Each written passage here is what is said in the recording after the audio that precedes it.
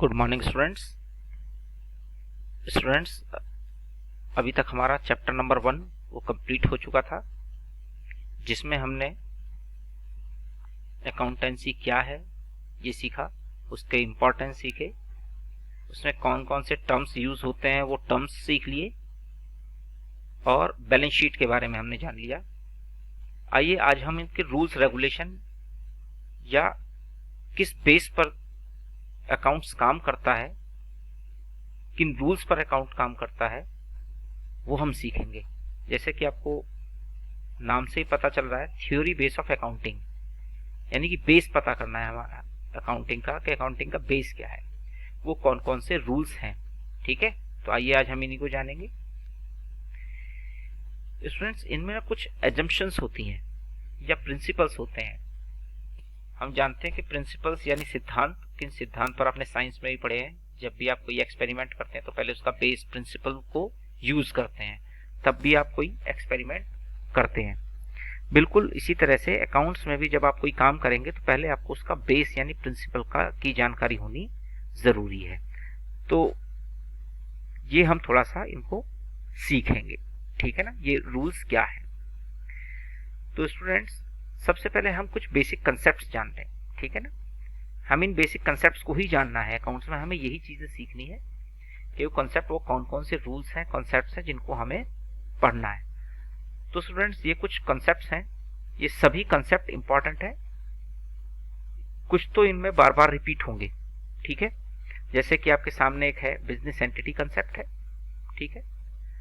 उसके बाद money measurement concept आपको दिखाई दे रहा है, गोइंग कंसर्न कंसेप्ट आपको दिखाई दे रहा है, अकाउंटिंग पीरियड कंसेप्ट आपको दिखाई दे रहा है, कॉस्ट कंसेप्ट आपको दिखाई दे रहा है, ड्यूअल एस्पेक्ट कंसेप्ट और ड्यूअलिटी कंसेप्ट आपको दिखाई दे रहा है। इसमें रेवेन्यू रिकॉग्निशन कंसेप्ट है, मैचिंग कंसेप्ट है, ठीक है, फुली डिस्क्लोजर कॉन्सेप्ट है, कंसिस्टेंसी कॉन्सेप्ट है, और कंजर्वेटिज्म यानी प्रूडेंस कॉन्सेप्ट है, मटेरियलिटी कॉन्सेप्ट है, और साथ में ऑब्जेक्टिविटी कॉन्सेप्ट है।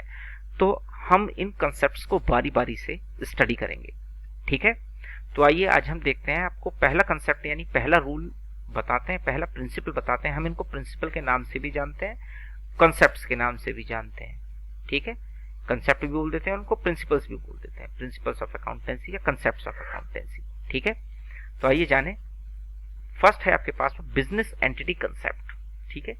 आप स्टूडेंट्स इनके ना नोट्स बनाते चलिए, ये जरूरी है, बनाइए, बार बार उसको वीडियो को देखिए, पढ़िए। जब आप ऐसा रोज करेंगे तो आपको आसानी हो जाएगी, ठीक है। देखिए इसमें है, the concept of the business entity assume that the business has a distinct and separate entity from its owners. इसका मतलब मैं आपको बता देता हूं, हालांकि मैंने पहले जब पिछली वीडियो थी, पिछला चैप्टर था, उसमें भी एक जगह पर मैंने बताया था जहां ड्राइंग्स हो रहे थे, ठीक है। ड्राइंग्स में हमने आपको इसका एग्जाम्पल दिया था। तो स्टूडेंट्स, जो ये कंसेप्ट है, ये बताता है कि बिजनेस और बिजनेसमैन दो अलग अलग बातें हैं, ठीक है। हमने एग्जांपल दिया था आपको कि बिजनेस को अगर फायदा हो रहा है, जरूरी नहीं है कि बिजनेसमैन को भी हो, ठीक है। बिजनेस को लॉस हो रहा है तो जरूरी नहीं है कि बिजनेसमैन को भी लॉस हो रहा हो। तो वो ड्राइंग्स का उसका बड़ा अच्छा एग्जांपल था। चलिए इसको हम थोड़ा सा और आगे स्टडी करते हैं। इसमें दिया है, it means that the purpose of the accounting, the business and its owner are to be treated as two separate entity. ये दो अलग अलग बातें हैं। हम जो अकाउंट्स बनाते हैं वो बिजनेस के बनाते हैं, ना कि बिजनेसमैन के बनाते हैं। तो ये आपको ध्यान रखना है, क्योंकि ये दो अलग अलग बातें हैं, ये दो अलग अलग चीजें हैं। जैसे कि हमें बात करते हैं, इनकम टैक्स होता है, इनकम टैक्स बिजनेस का नहीं जाता है, बिजनेसमैन का पर्सनल टैक्स जाता है, वो इनकम टैक्स होता है, ठीक है। तो पर्सनल एक्सपेंसेस हुआ वो, तो ये अलग है, बिजनेस का नहीं है, ठीक है। तो बिजनेस और बिजनेसमैन दो अलग अलग बातें हैं, दोनों को हमें अलग अलग ट्रीट करना है। Keeping in this view, when a person brings some money as a capital into the business, in accounting record it is treated as a liability of the business to the owner. हम ये मान करके चलते हैं, जब आप business में पैसे लगाते हैं, ठीक है, तो हम उसको लायबिलिटी मानते हैं, क्योंकि ये हो सकता है, क्योंकि ये ओनर की लायबिलिटी है रियल में, क्योंकि ये देनी भी पड़ सकती है। Hence, one separate entity owner of assumed to be giving money to another distinct entity business. Similarly, when a owner withdraws any money from the business for his personal expenses, drawings. हमने जिसकी भी बात की थी कि drawings जो हैं, business से पैसे निकाले तो बिजनेस का तो लॉस हो रहा है, देखिए बिजनेस से पैसे बाहर आ गए, लेकिन बिजनेसमैन को इसमें फायदा हो रहा है क्योंकि ये दोनों अलग अलग चीजें हैं। ठीक है, तो स्टूडेंट्स आज हम केवल बिजनेस एंटिटी कॉन्सेप्ट ही पढ़ेंगे। आप इसको और प्रिंसिपल का जो मीनिंग है इसको आप नोट कर लीजिएगा, ये जो भी है इनको आप पहले नोट कर लीजिए और फर्स्ट वाला जो है इस कंसेप्ट को आप नोट कर लें।